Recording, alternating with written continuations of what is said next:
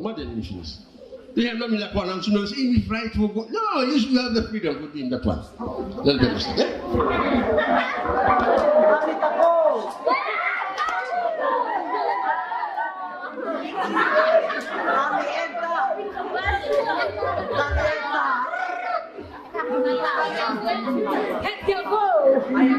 Okay, students, stand by for next item.